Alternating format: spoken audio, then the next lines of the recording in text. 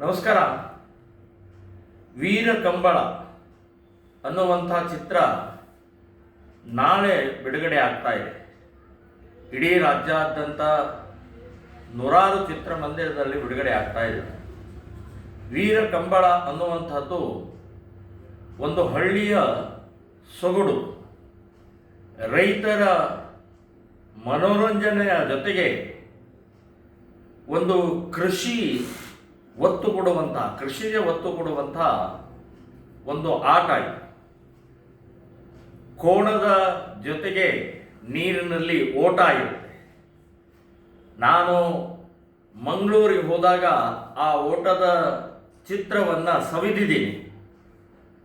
ಅತ್ಯಂತ ಆನಂದವಾದಂಥ ಇದು ಗ್ರಾಮೀಣ ಆಟ ಇದು.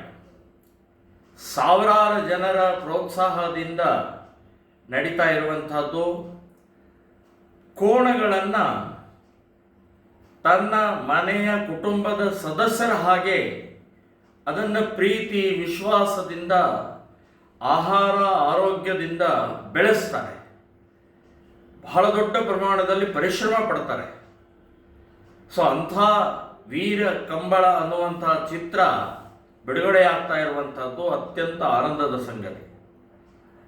ನಿರ್ದೇಶಕರು ಡಾಕ್ಟರ್ ರಾಜೇಂದ್ರ ಸಿಂಗ್ ಬಾಬು ಮತ್ತು ನಿರ್ಮಾಪಕರು ಅರುಣ್ ಕುಮಾರ್ ರೈ ಮತ್ತು ಡಾಕ್ಟರ್ ವಿನೀತಾ ವಿಜಯಕುಮಾರ್ ರೆಡ್ಡಿಯವರು.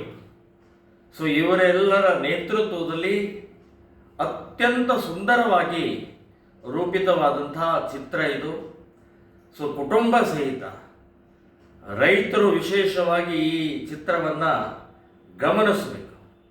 ಇವತ್ತಿನ ಚಿತ್ರಲೋಕದಲ್ಲಿ ಇರುವಂತಹದ್ದನ್ನು ವ್ಯತಿರಿಕ್ತವಾಗಿ ವೀರ ಕಂಬಳ ಚಿತ್ರ ಅದ್ಭುತವಾಗಿ ಮೂಡಿದೆ.